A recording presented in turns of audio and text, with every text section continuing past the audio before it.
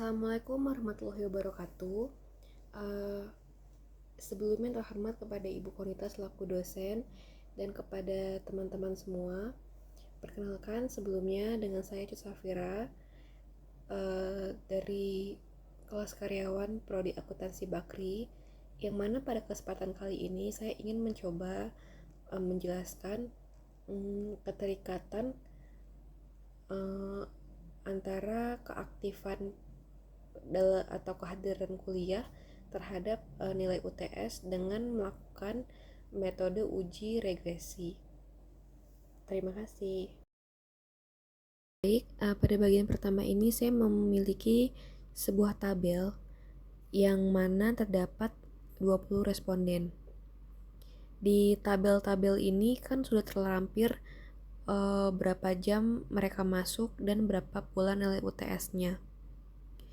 Di variabel X-nya itu merupakan keaktifan per minggu dalam jam, dan di variabel Y itu adalah nilai UTS.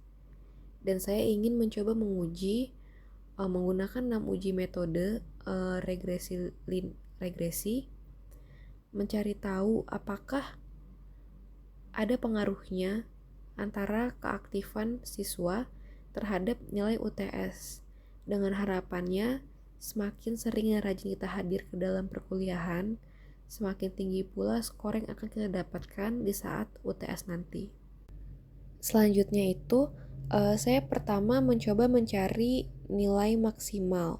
Nilainya ini adalah jam keaktifan maksimalnya itu ada di 15 dan nilai minimalnya itu ada di 1. Yang mana jam-jam ini akan mempengaruhi hasil daripada nilai UTS. Selanjutnya, saya akan membuat summary output berdasarkan daripada data tersebut menggunakan data analis dalam Excel. Jadi saya akan klik data, lalu saya klik data analis, lalu saya akan klik regression, lalu saya akan input Y range-nya itu dengan nilai UTS, dan X range-nya itu dengan keaktifan per minggu. Lalu saya akan klik labels, saya akan klik output range-nya akan diletakkan di mana. Saya akan klik residuals plot, dan line fit plots. Lalu saya akan klik juga normal probability plots, yang mana nanti akan menghasilkan summary output yang sudah saya tampilkan di layar. Jadi sedikit dulu saya jelaskan, ini udah ada yang saya highlight, yaitu B0. B0 itu merupakan jam keaktifan atau kehadiran mahasiswa yang sangat rendah, yang mana si 45,86 itu merupakan nilai terendah yang akan didapatkan oleh mahasiswa jika sama sekali tidak mengikuti perkuliahan. Lalu ada B1. B1 itu merupakan setiap 1 jam kenaikan atau keaktifan atau kehadiran mahasiswa diperkirakan akan meningkat sebesar 3,04 poin, yang mana saya sempat menggunakan predict with keaktifan. Saya coba dengan angka 12, dengan jam 12 itu akan menghasilkan nilai sebesar 82,36.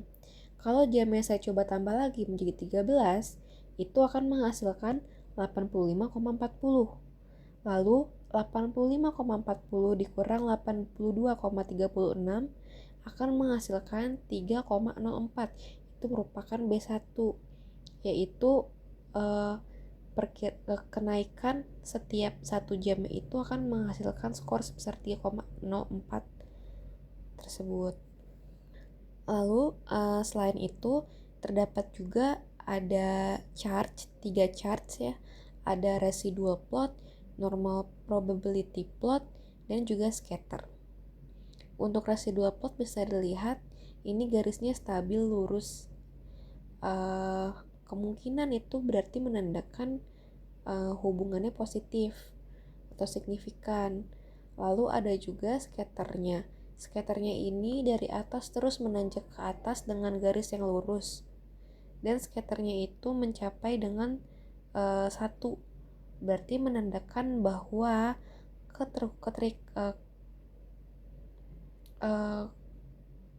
pengaruhnya ini, korelasinya ini positif. Atau dengan kata lainnya bahwa memang jam perkuliahan itu berpengaruh terhadap nilai UTS. Cuma ini saja tidak cukup kan. Jadi saya akan melakukan dengan uji 6 metode menggunakan simple linear regression. Lalu pada yang pertama itu saya ingin menjelaskan model. Jadi ada nilai UTS sama dengan beta 0 kurung beta 1 kali keaktifan dalam kelas. Equationnya nilai UTS sama dengan B0 plus beta 1 kali keaktifan dalam kelas. B0 dan B1 nya itu sudah saya jelaskan di dalam summary output. Lalu ada hipotesis testing. H0 itu atau hipotesis 0 sama dengan keaktifan dihitung dalam jam yang tidak berpengaruh terhadap nilai UTS. Dan H1-nya itu merupakan hipotesis alternatif, yang mana keaktifan dihitung dalam jam berpengaruh terhadap nilai UTS. Untuk membuktikan korelasi, kita perlu menguji dengan 6 metode di simple linear regression. Yang pertama itu ada critical value kurang t-test, ada p-value dari t-test, ada f-test, p-value dari f-test, confidence interval, dan rho. Yang mana nanti satu persatu akan kita coba kerjakan. Yang hasilnya pun akan saya perlihatkan. Baik, di sini saya sudah gunakan fungsi-fungsi yang nanti akan digunakan juga untuk metode uji. Maksudnya metode uji secara manual. Sempat tadi di awal ketinggalan, saya gunakan juga average, yaitu adalah rata-rata daripada jam keaktifan. Saya dapatkan itu 8,7. Yang kedua saya gunakan covariance S. Saya klik kolom variabel X, lalu kolom variabel Y. Saya dapatkan itu hasilnya 56,25. Ini digunakan untuk mengukur arah hubungan antara dua variabel yaitu X dan Y yang nilainya bisa positif kalau X dan Y-nya naik bersama, dan bisa negatif kalau X-nya naik, Y-nya turun, atau sebaliknya. Yang ketiga itu ada simpang baku X dan Y. Ini digunakan untuk mengukur besar sebaran data X terhadap rata-rata. Diperlukan untuk menghitung korelasi dan koefisien regresi. Saya gunakan fungsi stdif kolom X hasil sama dengan 4,30. Lalu saya gunakan juga fungsi stdif-nya di kolom variabel Y dan hasilnya 13,11. Yang keempat itu ada rho atau korelasi Pearson, angka yang menghubungkan menunjukkan arah dan kekuatan hubungan linear antara dua variabel. Variabel X-nya itu mahasiswa yang dihitung keaktifannya per jam. Variabel selanjutnya adalah Y yang menunjukkan nilai UTS. Jika rho-nya itu lebih besar daripada 0, itu positif. Kalau rho-nya itu lebih kecil daripada 0, negatif. Saya gunakan fungsi korel, yang mana masing-masing kolom variabel hasilnya itu sama, 0,99, yang berarti positif. Lalu ada juga determinasi. Ini menunjukkan seberapa besar variabel X mampu menjelaskan variabel Y. Di sini kedua determinasi saya gunakan yang rho dikali Y itu hasilnya 0,995. Lalu selanjutnya di bawahnya lagi determinasi Y-nya itu rho Y kali Y itu hasilnya 0,99 juga, hasilnya itu sama, yang berarti 99,5% perubahan nilai dijelaskan oleh keaktifan. Lalu yang keenam itu saya punya determinasi menunjukkan proporsi variasi yang satu min determinasi yang menunjukkan proporsi variasi yang tidak dijelaskan X. Nah, saya klik sama dengan 1 minus klik kolom determinasi yang hasilnya itu 0,0081. Lalu saya lakukan juga ke determinasi yang kedua. Itu hasilnya juga sama. Lalu di yang ketujuh itu saya ada N dikurang 2. Ini digunakan untuk menentukan DF dalam t-test. Itu kan N-nya itu 19. Lalu saya kurang 2, hasilnya itu 17. Lalu ada SQRT atau akar kuadrat. Itu saya klik determinasi X dibagi N yang hasil N-2 nya itu hasilnya 0,021. Lalu yang ke-9 T-stat untuk menguji rho signifikan, untuk menguji korelasi, maksudnya signifikan korelasi. Jadi koefisiennya ini signifikan, klik rho dikali per SQRT, hasilnya itu 0,021. Baik, kalau di sini sih saya tuliskan juga secara sederhana.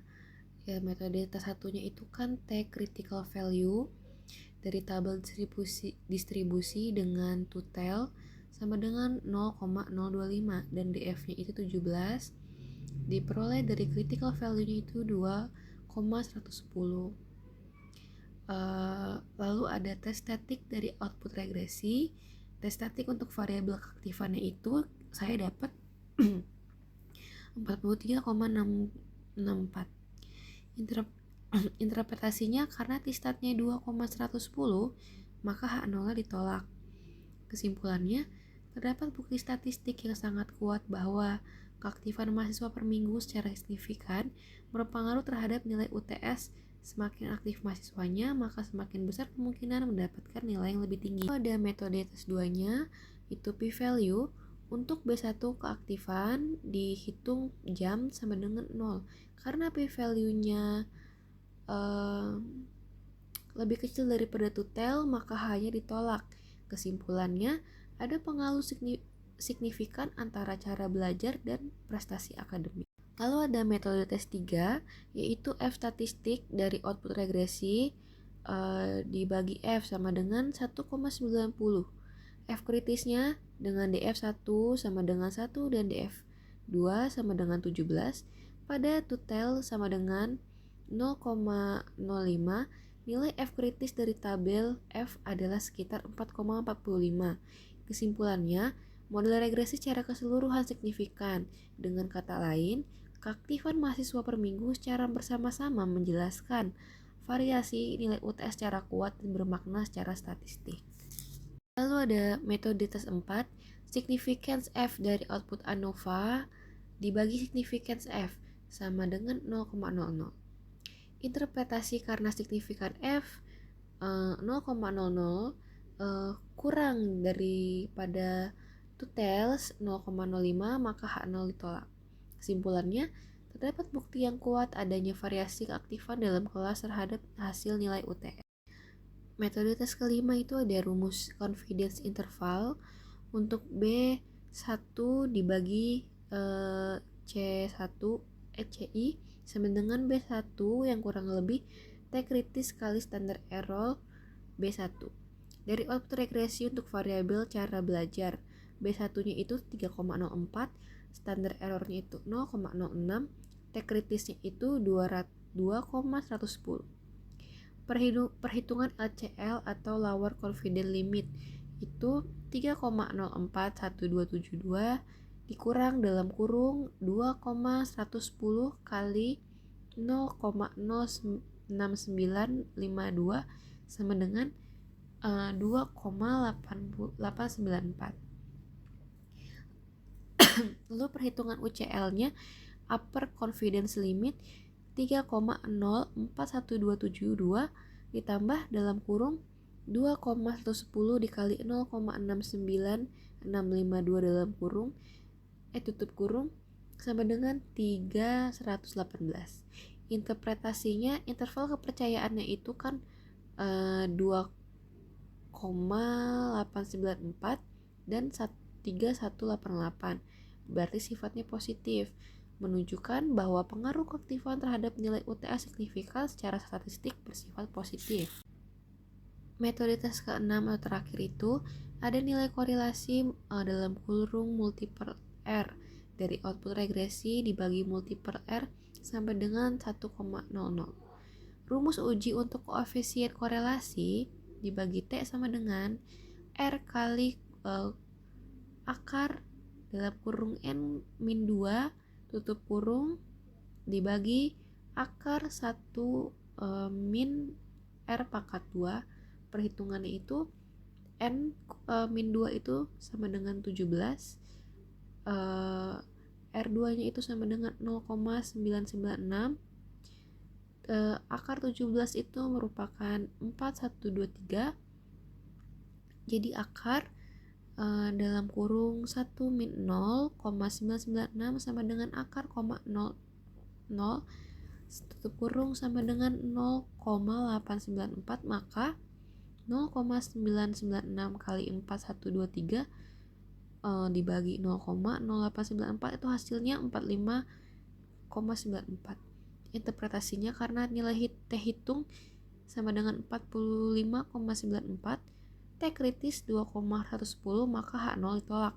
Kesimpulannya, terdapat hubungan yang signifikan secara statistik antara keaktifan dan nilai UTS. Baik, sekian yang dapat saya sampaikan, kurang lebihnya mohon maaf. Terima kasih.